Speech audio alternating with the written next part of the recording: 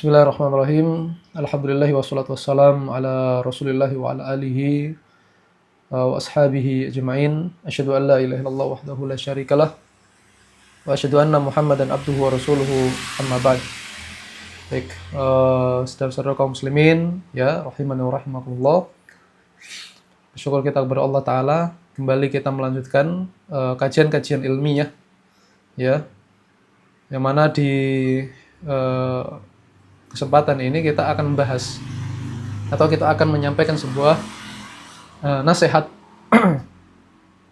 yaitu nasihat agar kita ini menjalani hidup ini dengan bahagia. Ya, kita akan mengenalkan ya tentang 3 kunci kebahagiaan hidup. Materi ini tentunya sangat dibutuhkan. Ya. Karena setiap orang itu pasti dia hidup ini mencari kebahagiaan. Tidak ada orang yang hidup ini dia berniat untuk cari susah. Itu tidak mungkin. Pasti setiap orang itu dia mencari yang namanya bahagia. Kebahagiaan batin tentunya. Namun bagaimana sebagainya atau bagaimana seharusnya dalam Islam itu memandu kita meraih kebahagiaan. Ya. Jika kita melihat atau kita memahami bagaimana orang-orang kafir itu mereka menjalani kehidupan mereka sama seperti kita mencari kebahagiaan ya di dunia ini terutama. Di antara mereka ada yang berusaha mencari kebahagiaan itu dengan ya menjadikan standarnya yaitu mengumpulkan materi, mengumpulkan kekayaan sebanyak-banyaknya. Mereka menumpuk harta dengan tujuan akhir pada akhirnya ya tetap mereka supaya bahagia, supaya bisa beli ini, beli itu, pergi ke sana kemari dan yang lain sebagainya. Ya. Itu umumnya orang-orang kafir karena mereka tidak memiliki panduan yang jelas bagaimana agama mereka memandu mereka untuk meraih kebahagiaan itu. Sehingga mereka menjadikan tolak ukur kebahagiaan itu dari materi-materi yang dikumpulkan, harta dan yang semisalnya. Dan inilah yang kurang lebih bagaimana dahulu. Ya. Seorang manusia yang patut menjadi patut menjadi bahan renungan yang bernama Qarun. Karena Qarun ini dia ini menjadi orang yang diberikan harta, kekayaan yang luar biasa besar. Sebagaimana dilakukan oleh orang-orang kafir zaman sekarang itu, mereka menumpuk harta, yang tujuannya jelas, mereka mencari kebahagiaan. Yang mana Qarun itu apabila kita lihat firman Allah Subhanahu wa taala, betapa kayanya dia, Qarun. Ya. Yang mana Allah Subhanahu wa taala mengatakan terkait kekayaan yang Allah berikan kepada Qarun dalam surat Al-Qasas. Dalam surat Al-Qasas ayat 76, Allah mengatakan apa? Wa atainahu minal kunuzi ma inna mafatihahu latanu bil usbati ulil quwwah. Sesungguhnya kami telah memberikan kepada Qarun yaitu minal kunuz, yaitu perbendaharaan. Ya, berbagai macam ya barang-barang berharga.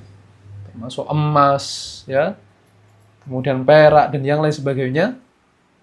Inna mafatihahu, seandainya ya perniagaannya itu dia disimpan di suatu tempat ya, di gudang, maka kunci dari gudangnya itu, kunci dari brankas harta kekayaannya Qarun, latanu bil usbati ulil quwwah, maka dia harus dibawa oleh sekelompok orang ya laki-laki yang memiliki kekuatan besar. Bayangkan, ya, kekayaannya itu jika disimpan di suatu tempat, di suatu gudang seperti itu, maka kunci gudangnya itu hanya bisa dibawa ya oleh sekelompok orang laki-laki yang memiliki kekuatan besar. Bukan 1-2 orang laki-laki, ya usbah, tapi sekelompok orang laki-laki. Mungkin 10 ya sampai belasan orang. Dan semuanya berbadan besar, ya, berbadan kuat. Itu tugasnya satu, untuk apa? Membawa kuncinya Qarun. Kunci perbendaharaannya atau kunci hartanya itu, kalau sekarang mungkin banknya itu dari kuncinya saja saya tidak tahu sebesar apa kuncinya itu kalau dia harus dibawa oleh kelompok orang. Ya. Jika kuncinya sebesar itu, ya, lantas bagaimana lagi dengan pintunya? Kan bisa dibayangkan kalau kuncinya sekelompok orang itu harus dibawa. Kalau pintunya lebih besar lagi, bagaimana lagi dengan apa? Berangkasnya atau gudang hartanya itu. Dan kita bisa bayangkan betapa besar ya nilai harta yang Allah berikan kepada orang yang namanya Qarun ini.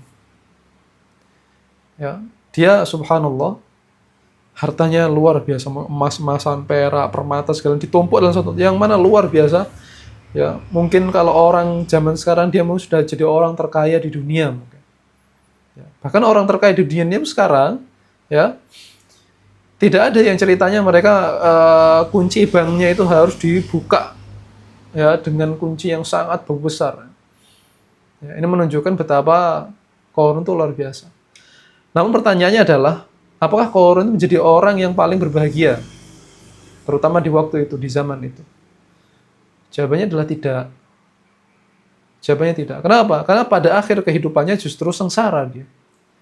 Allah Subhanahu wa taala mengatakan dalam Al-Qur'an terkait Qarun ini, ketika diberikan perbendaharaan harta yang sangat banyak, Allah mengatakan, ya fakhasafna bihi wa bidarihi al-ardh fama kana lahu min fi'atin yansurunahu min dunillah wa ma kana minal muntasirin. Ya, adapun dia itu Qarun, kata Allah, khasafna, ya fakhasafna bihi. Kami telah menjadikan rumahnya dan dirinya tenggelam ditelan oleh perut bumi. Ditenggelamkan oleh Allah Subhanahu ditelan tanah ya, ditelan bumi. Pemakana lahu min fi'atin yansurunahu, dan tidak ada sekelompok orang pun yang bisa menyelamatkan orang ini. Ya, kalau di dunia kita mungkin kita butuh kita bisa ngupai orang, ngasih upah ya kepada orang lain untuk menyelamatkan diri kita ketika kita sedang mendapatkan kesusahan. Saat itu ketika azab Allah itu datang, tidak ada lagi yang bisa menyelamatkan si Qarun ini. Tenggelam dia bersama hartanya. Sampai-sampai kalau zaman sekarang kita mendapati sebuah harta di dasar perut bumi, ya, kita sebut nama orang ini. Ya. Kita menemukan harta Qarun, ya, harta karun bahasa kita. Ya. Wa maka minal muntasirin, dan dia tidak selamat, ya, tidak bisa membela dirinya sedikit pun di hadapan Allah Subhanahu wa taala. Ada orang paling kaya di dunia, katakan ya, di saat itu. Tapi kemudian di akhir hidupnya dia malah sengsara. Bukan hanya binasa, orangnya mati, tersiksa, ditelan tanah, hartanya, bahasanya seluruh hartanya pun ikut ditelan bumi. Ya. Mungkin dia mencicipi nikmatnya bahagia di awal ketika dia mengumpulkan harta itu. Bisa sewenang-wenang, bisa melakukan ini, bisa melakukan itu, bisa ngupah orang sana, ngupah orang itu, bisa dibeli semua. Tapi ya kebahagiaan yang dia rasakan ternyata tidak sejati, tidak hakiki. Kebahagiaan yang dia rasakan tidak sejati, ya tidak langgeng. Kenapa? Pada akhirnya dia disiksa oleh Allah Subhanahu wa taala. Jadi apabila kita menganggap bahwa kebahagiaan itu tolak ukurnya adalah materi saja ya, maka itu keliru. Karena materi atau harta yang kita kumpulkan itu memang memberikan kebahagiaan di awal. Tapi pertanyaan, apakah itu akan senantiasa memberikan kita kebahagiaan ya secara berkesinambungan terus-menerus? Jawabannya belum tentu. Jawabannya belum tentu. Kenapa? Karena hakikat dari kebahagiaan yang sejati, kebahagiaan yang langgeng, itu adalah ketika harta yang sudah dikumpulkan tadi ya dijadikan media untuk mendekatkan diri kepada Allah Subhanahu wa taala. Itulah hakikat kebahagiaan. Kita punya harta, kita gunakan untuk menyantuni fakir miskin, kita punya harta, kita gunakan untuk membangun masjid, kita mewakafkan sebagian harta kita, kita memiliki harta kemudian kita bantu dakwah dan semisalnya, inilah baru harta yang akan memberikan kebahagiaan di dunia maupun di akhirat. Ya. Kemudian ada lagi orang yang salah paham. Mereka menganggap bahwa kebahagiaan itu akan diraih ya, apabila dia mencapai puncak karir. Dia mencapai apa? Puncak kekuasaan. Ketika dia di puncak karirnya, di puncak kekuasaannya, dia bisa nyuruh orang ya sekehendak hatinya, bebas. Saat itulah dia menganggap itulah puncak kepuasan diri saya. Nah, ada orang seperti itu. Ya, sangat banyak sekali tentunya. Ya, kita tidak katakan itu sepenuhnya salah. Hanya saja sama halnya seperti Qarun tadi. Ya. Yang menjadikan harta itu sebagai tolak ukur kebahagiaan satu-satunya. Hanya harta saja. Tidak ada kaitannya dengan Allah Ta'ala. Demikian orang ini. Hanya karir saja. Hanya jabatan saja. Ya. Tapi tidak digunakan untuk mendekatkan dirinya kepada Allah Subhanahu wa Ta'ala. Maka persislah dia seperti Fir'aun. Ya, seperti siapa? Fir'aun. Bagaimana Fir'aun itu? Fir'aun itu subhanallah, dia adalah manusia yang sudah mencapai puncak karir atau puncak kekuasaan tertinggi di zamannya. Luar biasa.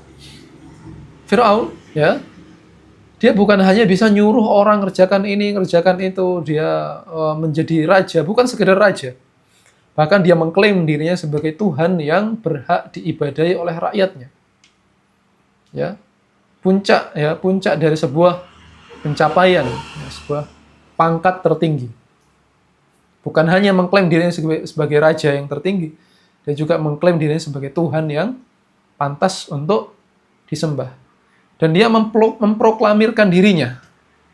Ya, dia memperkenalkan dirinya sebagai Tuhan di hadapan masyarakat. Yang mana Allah Subhanahu wa Ta'ala katakan dalam surat Az-Zukhruf. Ini pidato dari Fir'aun. Pidatonya siapa? Fir'aun. Dia memproklamirkan dirinya. Ya, Allah mengatakan wa nada Fir'aun fi qaumihi ya qaum qala ya qaum alaysa li mulku Misra wa hadhil anhar tajri min tahti afala tubsirun. Kata Fir'aun apa? Wahai kaumku, memanggil kaum, dikumpulkan di lapangan, di tempat yang luas. Kemudian dia mengatakan, wahai kaumku, wahai bangsaku, wahai masyarakatku, rakyatku, alaysa li mulku Misra, bukankah saya yang menguasai seluruh kerajaan Mesir waktu itu? Ya. Bukankah saya yang menguasai seluruhnya? Ya, kerajaan Mesir. Ya, sepanjang negeri, sepenjuru negeri ini. Wahadhil anhar, ya, luar biasanya dia mengatakan, dan sungai-sungai yang mengalir di negeri ini, tajri min tahti, dia bisa mengalir ya dari apa? Dari kakiku, dari bawah kakiku. Ya, dia menganggap bahwa dirinya adalah Tuhan. Ya, sungai-sungai itu bisa mengalir ya, berkat dirinya. Ya afala tubsirun, tidak kalian bisa melihat. Ini apa? Puncak karir atau puncak jabatan yang pernah dipikul oleh manusia. Ya. Bahkan dia sendiri mengatakan dalam ayat yang lain, ya, wa ana rabbukumul a'la, dan saya adalah Tuhanmu yang paling tinggi. Paling tinggi, tidak ada lagi. Pertanyaannya sama. Apa kemudian jika seseorang sudah mencapai puncak tertinggi, karir, jabatan, ya, sehingga orang lain ada di bawah kakinya, ya, bisa disuruh sesuai yang dia kehendaki, apakah kemudian dia otomatis mendapatkan kebahagiaan yang sejati itu? Jawabannya juga sama. Tidak, belum tentu. Ya. Sekedar menjadikan jabatan, ya, itu satu-satunya tolak ukur kebahagiaan, ya, dia akan bahagia di awal, dia akan pasti kita tidak menafikan, ya. Pasti orang yang merasakan apa? Bahagia. Di awalnya dia merasakan kepuasan tentunya ketika melihat dirinya di puncak, sedangkan ini adalah posisi yang tidak bisa diraih oleh semua orang. Pasti dia merasa bahagia. Ya. Tapi sekali lagi itu bukan kebahagiaan yang sejati itu bukan kebahagiaan yang hakiki, tidak langgeng. Apabila tolak ukurnya hanya sekedar jabatan atau karir saja. Jika tidak dikaitkan dengan Allah Subhanahu wa taala. Apa gunanya seorang yang mencapai puncak tertinggi tapi dia gunakan ya jabatan itu ya untuk memuaskan dirinya sendiri. Tidak digunakan untuk mendekatkan diri kepada Allah Subhanahu wa taala. Ya, hal ini ya akan bernasib sama seperti Firaun. Yang mana akhir dari nasib Firaun itu Allah tenggelamkan. Yang awalnya dia memuji-muji sungai-sungai yang mengalir di bawah kakinya.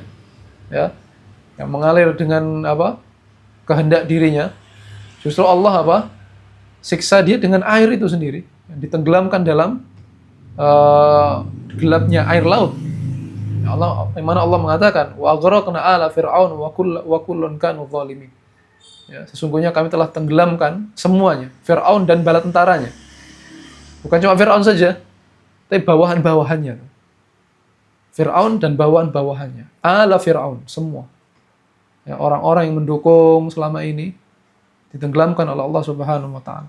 Wa kullun kanu zalimin, dan semuanya adalah orang-orang yang berbuat zalim. Jadi ketika seorang pemimpin berbuat zalim kemudian ditaati ya oleh bawahan-bawahannya, dia berbuat zalim, dia melakukan menetapkan kebijakan-kebijakan yang zalim, kemudian diamini, didukung oleh bawahan-bawahannya, oh setuju ya. Artinya semua orang berusaha untuk menyenangkan orang ini. Maka semuanya dianggap orang-orang yang zalim di hadapan Allah Subhanahu wa taala, dan hukumannya sama. Ketika dia menggunakan jabatannya ya tidak sesuai dengan yang diridhoi oleh Allah Subhanahu wa taala, maka hukumannya sama, siapapun dia. Ya, seperti Firaun. Maka pada akhir hayatnya Fir'aun tidak mendapatkan kebahagiaan. Justru dia mendapatkan siksaan dan azab dari Allah Subhanahu wa taala.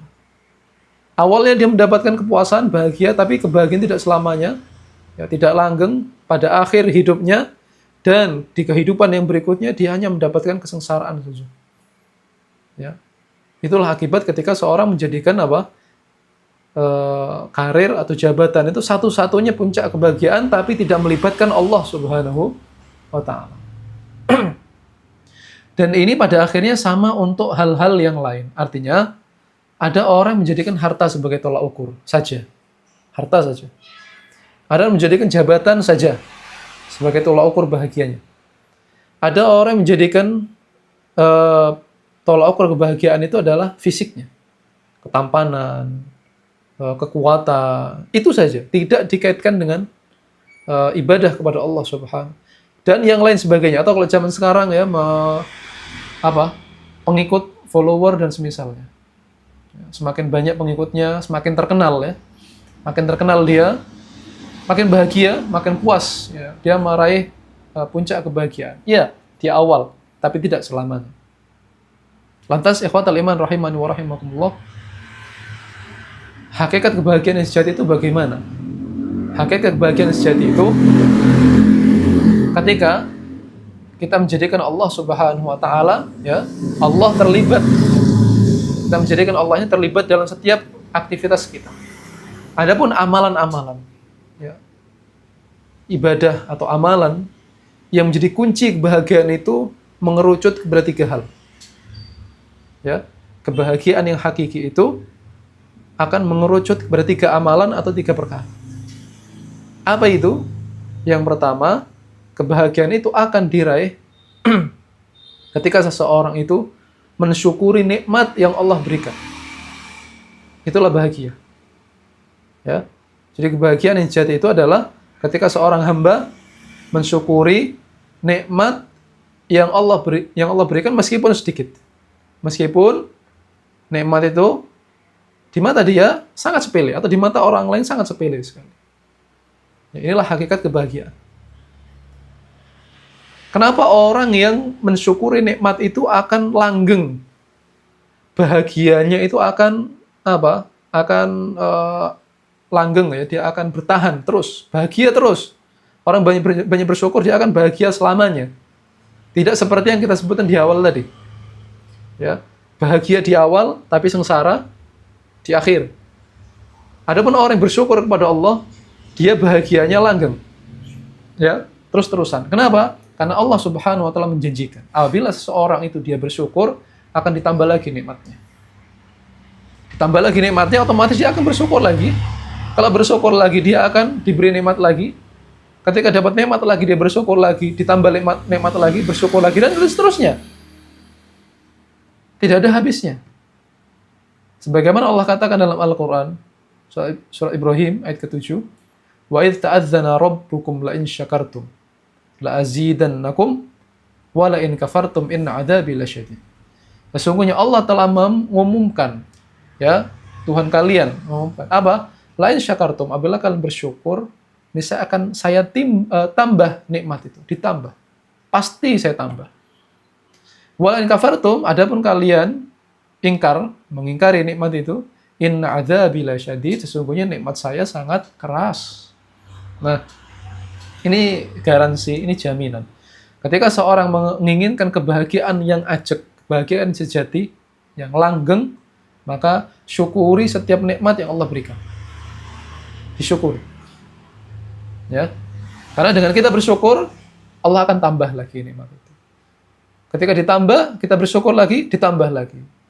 Bersyukur lagi, ditambah. Dan terus seperti itu. Bayangkan saja seperti seandainya kita mau memberi sesuatu kepada seorang anak, ya. Kita kasih dia permen. Ya. Kita kasih permen. Permen harga yang murah nih. Dikasih anak kecil, namanya anak kecil, katanya permen harganya murah, menurut kita sederhana, tapi anak ini dikasih permen dia senang. Ya, bersyukur. Otomatis kita yang memberi juga ikut senang. Ya. Itu ikut senang juga. Sehingga ketika kita mau memberi anak ini lagi, ya, ketika dia dikasih barang sepele, menurut kita sepele itu senang, kita akan tertarik untuk memberi lagi, karena dia kalau dikasih senang, dia dikasih senang, berterima kasih. Tapi kalau misalnya kita kasih dia permen, ada anak ya, kita kasih permen, ya, dia enggak senang, enggak, aku pengennya jajan, misalnya seperti itu. Ya, padahal kita kasih permen. Ya, padahal itu juga bagian dari nikmat juga sebenarnya kan. Tapi dia tidak bersyukur, tidak menikmati yang diberikan tadi, kita yang memberi pun akan merasa kecewa. Ya. Ketika kita mau memberi lagi, kita akan pikir-pikir lagi. Ya, kurang lebih seperti itu. Maka ikhwatal iman rahimani wa rahimakumullah, apabila Allah memberikan nikmat kepada kita, syukuri. Sedikit apapun itu, syukuri. Karena nikmat yang sedikit apabila disyukuri, dia akan mendatangkan nikmat-nikmat yang lebih besar lagi. Nikmat yang kecil jika disyukuri, ya, dia akan mendapatkan atau mendatangkan nikmat-nikmat yang lebih besar. Pertanyaannya adalah bagaimana cara mensyukuri nikmat ini? Cara mensyukuri nikmat itu yang pertama adalah dengan lisan. Lisan ini harus memuji kepada Allah dan mengaku bahwa nikmat ini datangnya dari Allah. Jangan sampai keluar dari mulut kita, ya, saya mendapatkan nikmat ini karena kehebatan diri saya. Saya mendapatkan nikmat ini karena saya pintar. Karena saya ini, karena saya itu. Jangan, ya, intinya jangan sampai kita melepaskan nikmat ini dari empunya, dari pemilik nikmatnya, dari Allah Subhanahu. Kita harus mengaku bahwa nikmat ini datangnya dari Allah Subhanahu. Dengan mengucapkan kalimat alhamdulillah. Ya, alhamdulillahirabbil alamin. Segala puji milik Allah Rabbul alamin. Yang kedua, cara mensyukur nikmat itu adalah dengan menggunakan nikmat yang diberi tadi, ya. Gunakan untuk sesuatu yang menjadikan Allah ridho. Ya. Cara mensyukur nikmat itu bagaimana? Yaitu dengan menggunakan nikmat yang diberikan tadi untuk sesuatu yang diridhoi oleh Allah Subhanahu wa taala. Jangan sampai sebaliknya. Ketika kita diberikan nikmat oleh Allah Ta'ala, kemudian kita gunakan nikmat itu untuk sesuatu yang justru menjadikan Allah itu marah. Allah tidak ridho. Ini bukan mensyukuri nikmat. Justru ini kufur nikmat. Ini namanya kufur, mengingkari nikmat. Seandainya dia tahu nikmat datangnya dari Allah, maka dia gunakan untuk melakukan hal-hal yang diridhoi oleh Allah Subhanahu wa taala. Ya. Itu adalah cara untuk apa? Mensyukuri nikmat. Dan yang ketiga, cara mensyukuri nikmat itu adalah dengan mengikuti setiap perintah yang Allah berikan. Ya. Atau meninggalkan larangan yang dilarang oleh Allah Ta'ala. Ini cara mensyukuri nikmat. Menjalankan perintah Allah dan meninggalkan larangan. Ya. Bayangkan seandainya ada seorang yang berbuat baik kepada kita. Setiap hari orang ini senantiasa memberi hadiah kepada kita. Dia punya makanan, kita dikasih. Orang ini ketika melihat kita susah, kita dibantu. Kita dipinjami uang, kita diantar ke rumah sakit. Semua kebutuhan kita dibantu sama orang ini. Dan suatu ketika, orang yang senantiasa membantu kita ini ada perlu minta tolong pada kita, Pak, minta tolong, ya, misal bantu saya ngurus anak saya, misal. Dia minta tolong pada kita. Apakah kemudian sampai hati kita akan menolak ya, permintaan dari orang tersebut? Sedangkan orang ini dia sudah berbuat baik, sering bantu. Tentu sebagai orang yang beradab tentunya kita akan sungkan untuk menolak permintaan orang ini. Kita sudah sering dibantu, tapi ketika orang ini dia minta sesuatu, minta tolong, kemudian kita tidak mau membantunya, pasti akan menjadi beban dalam hatinya. Ya. Apabila kepada orang lain kita bisa merasa sungkan, bagaimana dengan Allah Subhanahu wa taala yang setiap hari berbuat baik kepada kita? Jika seandainya Allah berbuat baik kepada kita setiap hari, kemudian Allah memerintahkan kita misal untuk sholat, kerjakan sholat, kemudian kita tidak kerjakan, ya, kita tidak mau menjalankan perintah, ini namanya orang yang tidak bersyukur, tidak tahu terima kasih. Itu cara mensyukuri nikmat. Yang pertama adalah memuji Allah dengan lisan, kemudian menggunakan nikmat itu untuk hal-hal yang diridhoi, dan yang ketiga menjalankan perintah dan meninggalkan larangan dari Allah Subhanahu wa taala. Ya, maka barang siapa yang bersyukur kepada Allah, ya insya Allah nikmatnya ditambah. Bahkan seandainya orang ini mati, ketika di masa hidupnya dia adalah orang yang ya abdun syakur, ya hamba yang pandai bersyukur, maka kenikmatan itu akan ditambah lagi di kuburan dan di hari kiamat. Kenikmatan ditambah. Nah, inilah hakikat dari kebahagiaan, ya, yaitu mensyukuri nikmat yang diberikan oleh Allah Subhanahu wa taala. Kemudian ini amalan yang pertama. Amalan yang kedua, kunci kebahagiaan itu adalah yaitu bersabar. Ya. Terutama bersabar ketika mendapati musibah. Kita tahu ketika kita menjalani kehidupan ini, ya, namanya kehidupan ini seperti roda yang berputar, kadang kita di bawah, kadang di atas, kadang kita bahagia, kadang kita susah. Tidak mungkin setiap hari manusia itu susah, tidak mungkin juga manusia setiap hari bahagia. Ada kalanya itu dia susah, ada kalanya dia senang. Ya, apabila dia bahagia, mendapatkan sesuatu, mendapatkan nikmat, kewajiban dia adalah bersyukur sebagaimana tadi kita sebutkan. Namun, apabila dia mendapatkan ujian dari Allah Ta'ala, dia mendapatkan musibah, atau dia mendapati takdir Allah yang tidak kita senangi, maka kewajiban dia saat itu adalah bersabar. Jelas, orang yang mendapatkan musibah, ya, misal kehilangan orang dicintai, atau mungkin kehilangan harta, ya, harta benda yang dia kumpulkan, atau dia dizolimi oleh orang lain, atau apapun musibah-musibah yang dia rasakan, sakit apapun itu, ya, pasti akan menimbulkan kesedihan dalam hati itu. Sedangkan yang kita cari bukan kesedihan, yang kita cari adalah kebahagiaan. Bagaimana ini ketika hati kita sedih? Bagaimana kita bisa bahagia ketika kita mendapatkan musibah? Ya, kesedihan itu hanya akan hilang apabila kita menerima takdir Allah Subhanahu. Kita ridho, ya, kita merelakan takdir itu terjadi. Kita merelakan musibah itu berlalu. Tapi apabila orang ini tidak puas, tidak ridho dengan takdir yang sudah terjadi, takdir Allah yang sudah ditetapkan, dia terus dirundung kesedihan, ya selamanya dia akan sedih. Ya, orang yang sedih itu adalah orang yang tidak bisa melepaskan musibah di masa lalunya. Itu orang sedih. Ya. Bagaimana caranya? Caranya adalah ridho dengan keputusan Allah. Kemudian sabar, ya, sabar menjalani ya kehidupan yang Allah takdirkan tersebut. Ya. Dengan sabar itu, insya Allah kesedihan itu akan berganti dengan kebahagiaan. Ya.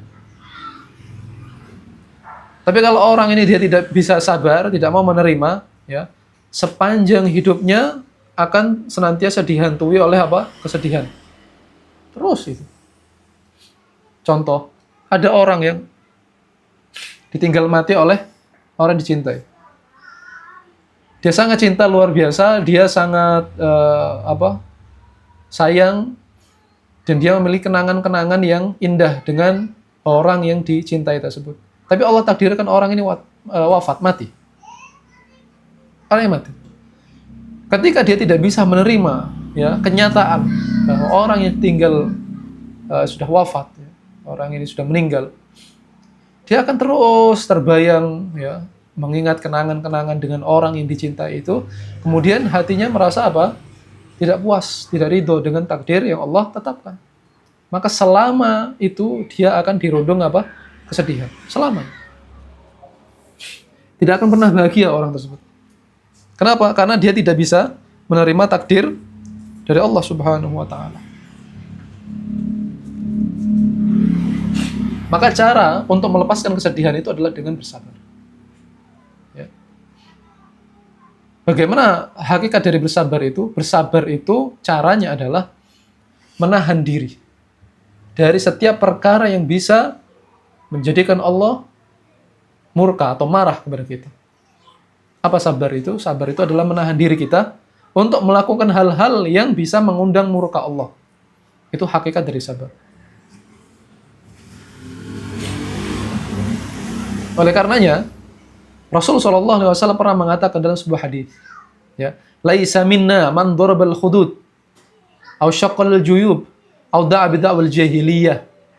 Ada sebuah hadis yang diriwayatkan oleh Imam Muslim, bukan dari golongan kami, bukan umat Islam, ya.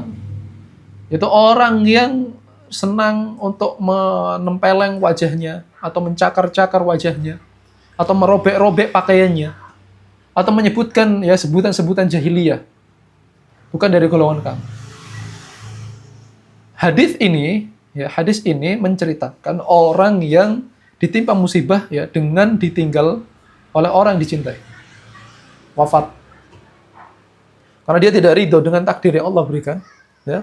Saking cintanya, tapi dia tidak cinta kepada Allah atau cintanya lebih besar kepada manusia. Alhasil dia meluapkan emosinya, meluapkan ketidakpuasannya terhadap takdir Allah itu dengan cara Dia nempeleng wajahnya. Merobek-robek, mencakar-cakar wajah. Bajunya disayat, ya. Ya, menampakkan protes ya terhadap takdir yang Allah berikan. Atau dia menyebutkan sebutan-sebutan jahiliyah. Sebutan jahiliyah mungkin bisa dimaknai adalah yang menyebutkan kebaikan-kebaikan orang ini, ya. Padahal orangnya baik, padahal orangnya soleh, tapi kenapa orangnya mati, diberikan musibah, dipanggil dulu, ya. Padahal dia baik kepada anaknya dan dia sebutkan kebaikannya, tapi disebutkan untuk tujuan tidak ridho kepada Allah Subhanahu wa taala. Maka orang seperti ini berarti dia tidak sabar. Ya, berarti dia tidak sabar. Hakikat dari kesabaran adalah menahan diri dari perbuatan-perbuatan yang bisa mengundang murka Allah. Ya. Inilah yang menjadikan orang ini dia bahagia insyaallah. Kenapa? Karena awalnya dia bersedih karena musibah dan dia bersabar menerima ridho, maka kesedihan itu akan diganti dengan kebahagiaan. Inilah yang kita cari, kebahagiaan. Itulah kunci kebahagiaan yang kedua. Itu sabar ketika mendapatkan musibah. Meskipun sebenarnya yang namanya sabar ini sebenarnya disebut oleh para ulama ada 3 macam. Sabar ketika mendapatkan ujian seperti tadi. Sabar ketika menjalankan ketaatan atau menjalankan sesuatu yang benar. Itu harus sabar. Ya. Orang yang mengerjakan sholat 1 kali dengan orang yang mengerjakan sholat sepanjang hidupnya, itu butuh sabar. Maka yang berbahagia adalah mengerjakan sholat sepanjang hidupnya, bukan mengerjakan sholat sekali saja seumur hidup. Kemudian dia tinggalkan sholat, tidak. Ya. Ini artinya bersabar ketika menjalankan ketaatan. Ini juga bagian dari kesabaran. Karena menjalankan ketaatan itu butuh sabar. Dan juga adalah termasuk jenis sabar itu sabar ketika meninggalkan dosa. Sabar ketika meninggalkan dosa dan maksiat. Ya. Ketika hati, nafsu ini dia menyeret kita untuk melakukan dosa, dia menahan dirinya, meninggalkan ajakan hati atau bisikan hatinya untuk melakukan dosa. Ini butuh kesabaran. Karena kalau dia tidak sabar, kalau tidak sabar, pasti dia akan terjatuh ke dalam dosa lagi. Maka orang yang berbahagia itu adalah orang yang bisa menahan dirinya, ya, mengontrol dirinya untuk senantiasa menjaga ridho Allah Subhanahu wa Ta'ala, menjaga ya cinta Allah Subhanahu wa Ta'ala. Inilah hakikat dari apa? Kebahagiaan hidup. Ya, yang awalnya dia sedih akan digantikan kebahagiaan jika dia mau bersabar dan ridho terhadap takdir yang Allah tetapkan. Dan itu tidak ada cara lain, tidak ada jalan lain kecuali dia harus bersabar dan menerima. Ya, jika tidak sabar dan tidak menerima, ya dia akan senantiasa dirundung kesedihan sepanjang hidupnya. Tidak akan bahagia orang seperti itu. Tidak akan pernah apa? Bahagia. Dan yang terakhir, ya, yang terakhir kunci kebahagiaan itu adalah yang ketiga, yaitu memperbanyak istighfar dan minta maaf kepada Allah ketika kita melakukan kesalahan. Melakukan kesalahan. Saudara kaum muslimin rahimani wa rahimakumullah, yang namanya setiap manusia pasti dia terjatuh dalam sebuah dosa dan kesalahan. Itu pasti.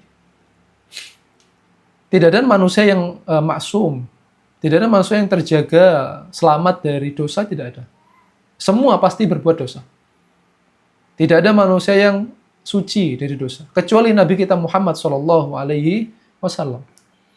Ya, beliau saja yang maksum. Semua manusia setinggi apapun ilmunya, sebanyak apapun ibadahnya, sedekat apapun dia dengan Allah Subhanahu Wa Taala, ya, meskipun dia telah mencapai derajat kewalian, meskipun dia telah mencapai derajat ya orang soleh, tetap dia akan melakukan dosa. Sedikit banyak dia akan melakukan dosa. Ya, jadi jangan terlalu fanatik terhadap manusia, karena manusia pasti dia memiliki celah untuk melakukan kesalahan. Nah, sehingga ketika diri kita melakukan kesalahan, ya, mestinya orang yang melakukan salah, yang melakukan pelanggaran, orang yang melakukan pelanggaran, melakukan dosa, itu berhak dihukum. Harusnya orang yang melakukan kesalahan berhak dihukum. Oleh karena Allah adanya azab, adanya neraka itu adalah tempat di mana Allah menghukum orang-orang yang banyak melakukan dosa dan maksiat. Ya, jadi mestinya orang yang banyak salah itu dia akan dihukum. Tapi ada orang-orang yang diselamatkan dari hukuman, diselamatkan dari azab. Allah maafkan dosanya. Allah maafkan dosanya. Kenapa? Karena dia meminta maaf kepada Allah. Dia meminta ampun kepada Allah Subhanahu wa Ta'ala, dia istighfar. Ya. Maka inilah kunci kebahagiaan. Bagaimana dia bisa bahagia? Iya, dia bahagia. Karena yang harusnya dirinya disiksa, yang harusnya dirinya dihukum karena dia melakukan pelanggaran, karena dia melakukan dosa, harus dihukum. Dia sadar itu, tapi karena dia meminta maaf kepada Allah dan diterima maafnya, diberikan ampunan, maka dia selamatkan dirinya, ya, diselamatkan dari azab dan dari siksaan, dari hukuman, diselamatkan. Bukankah orang seperti ini dia akan berbahagia? Yang harusnya dia dihukum, ya, karena dia melakukan pelanggaran, tapi karena dia istighfar, karena dia meminta maaf, dia minta ampun kepada Allah dan diterima ampunannya, ya, diterima taubatnya, maka dia diselamatkan dari apa? Dari musibah, dari azab, sehingga dia menjadi orang yang paling berbahagia. Yang mana seharusnya dia dihukum, dia diselamatkan. Maka ikhwatal iman rahimani wa rahimakumullah, maka kunci kebahagiaan yang ketiga adalah bertaubat kepada Allah dan banyak-banyak apa? Istighfar. Banyak-banyak istighfar. Minta ampun kepada Allah. Istighfar itu artinya meminta maghfirah, meminta ampunan kepada Allah. Ya, maka simak firman Allah Subhanahu wa taala dalam surat An-Nur, ya, Allah berfirman, "Wa tubu ilallahi jami'an ayyuhal mu'minun la'allakum tuflihun." Maka bertaubatlah kalian kepada Allah semuanya, wahai orang-orang beriman. Ya, semuanya bertaubatlah, la'allakum tuflihun. Moga-moga kalian beruntung. Al-falah, ya, beruntung. Itu ketika seorang itu apa? Diselamatkan dari musibah, ya, dan diganti musibahnya dengan nikmat. Inilah hakikat dari kebahagiaan. Karena orang yang dia melakukan kesalahan, terus-menerus berbuat salah, dan dia tidak pernah minta maaf, dia tahu dirinya salah, tapi tidak pernah apa? Meminta maaf kepada Allah, pantas dia akan dihukum. Seandainya dia dihukum, disiksa, itu tandanya Allah adil.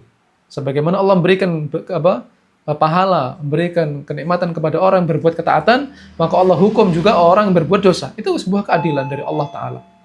Ya, sebuah keadilan dari Allah Subhanahu wa Ta'ala. Ya, namun jika seandainya dia beristighfar, dia minta ampun kepada Allah, maka inilah, ya, kebahagiaan yang sejati. Ya, inilah kebahagiaan sejati. Ikhwatal iman rahimani wa rahimakumullah. Setidaknya ada 3 hal ini. Ya, kunci kebahagiaan yang disebutkan oleh para ulama, ya, idza u'tiya syakara wa idza adznaba istaghfara wa idza ubtuliya sabara. Seorang manusia itu dia akan berbahagia apabila dia diberi nikmat, bersyukur. Kemudian apabila dia diberikan ujian, sabara, dia bersabar. Wa idza ubtuliya sabar, dia ketika dia diuji, ya, bersabar, menerima, dan ketika berbuat salah dia meminta maaf, istighfar, meminta maaf kepada Allah Subhanahu wa Ta'ala. Mungkin ini yang bisa kita sampaikan, moga-moga bermanfaat. Pada hakikatnya, apapun yang kita lakukan, ya, harus dikembalikan kepada Allah Subhanahu wa Ta'ala, harus melibatkan Allah Subhanahu wa Ta'ala, dan inilah, ya, kunci-kunci kebahagiaan yang mengerucut kepada 3 hal tadi. Wallahu a'lam bishawab.